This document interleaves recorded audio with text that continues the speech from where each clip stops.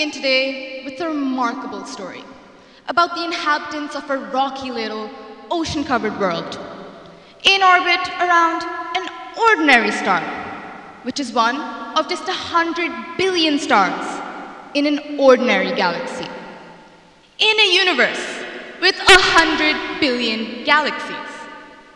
Now, the inhabitants of this planet were blessed with soaring imaginations. They refused to accept the limitations that nature had imposed upon them. Instead, they developed the scientific method and honed their mathematical skills. They became consummate technologists and eventually flung themselves off their machines and out into outer space.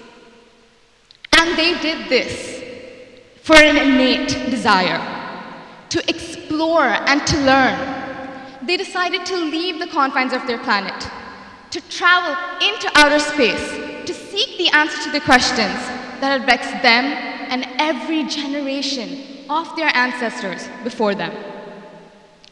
Now, Homo sapiens weren't always the most remarkable species on Earth. For the longest time in the history of our planet, the dominant life forms were prokaryotic and eukaryotic bacteria. It is only in the last 500 million years or so that plants, trees, and animals show up on the fossil record. 65 million years ago, something remarkable happened. An asteroid impact led to the extinction of the dinosaurs.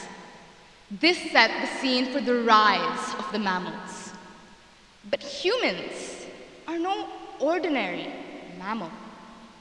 There are many, many things remarkable about us. The most remarkable of all is our ability to leave the confines of our planet and travel into outer space. Now, let us pause our story here for a moment. Let us zoom out and take a look at this through the lens of a cosmic citizen. The size and age of the cosmos are beyond ordinary human understanding. Lost somewhere between immensity and eternity is our tiny planetary home. From a cosmic perspective, most human concerns seem insignificant, even petty, and yet our species is young and brave and curious and shows much promise. In the last few millennia, we have made the most astonishing and unexpected discoveries about the cosmos and our place within it. Explorations that are exhilarating to consider. If we pondered on the immensity of our universe, we would realize how privileged we truly are. Now let's take this for instance. Imagine we divided the universe into cubes the size of our solar system. So each cube would be roughly around 20 billion square kilometers.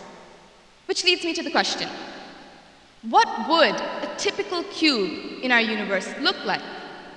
In other words, what would a typical place in our universe be? As David Deutsch points out, a typical cube in our universe wouldn't be cluttered with blazing stars.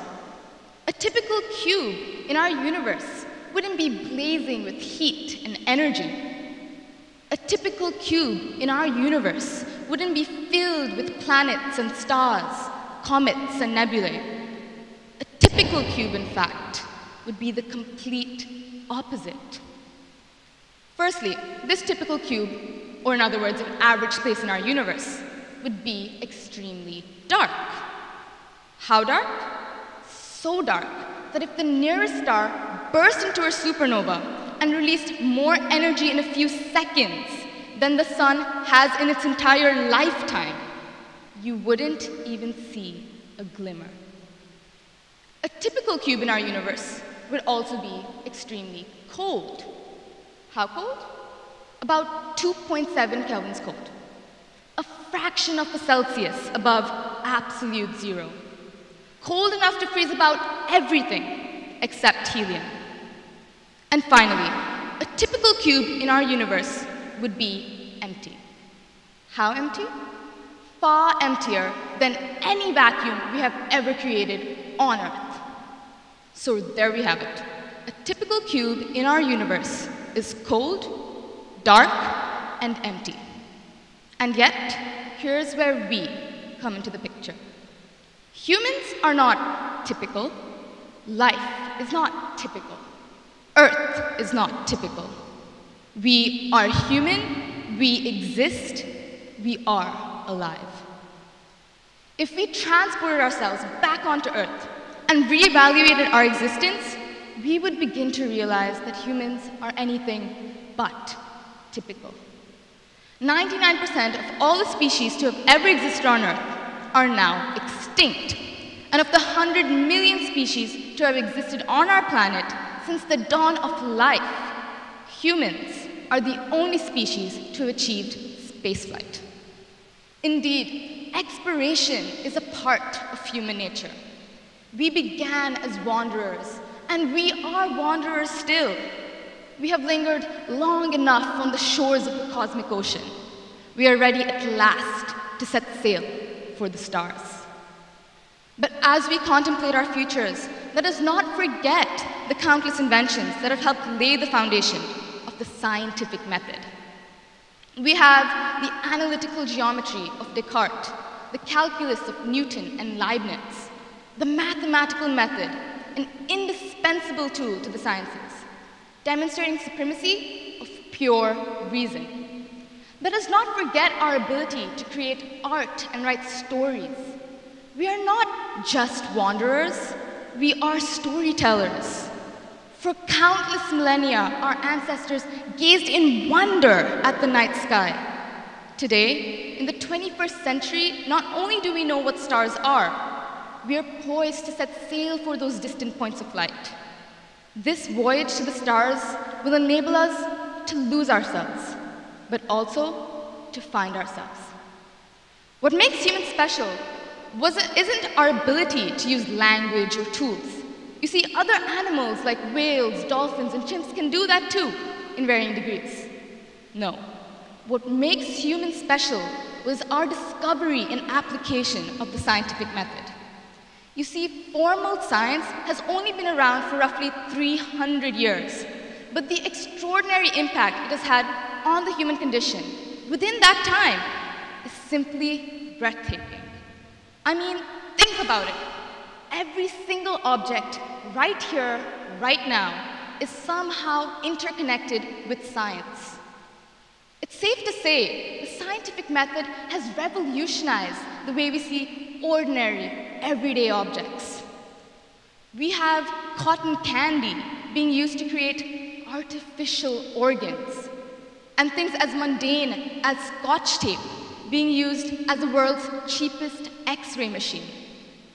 Truly, science is so deeply interwoven with our lives. In conclusion, I'd like to end on a positive note with a quote by Oxford biologist Richard Dawkins. "We are going to die, and that makes us the lucky ones. Most people are never going to die because they were never going to be born.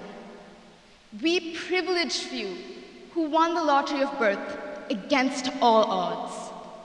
We are special. Let us always remember, in this cold, dark, and empty universe, humans are special. You are special."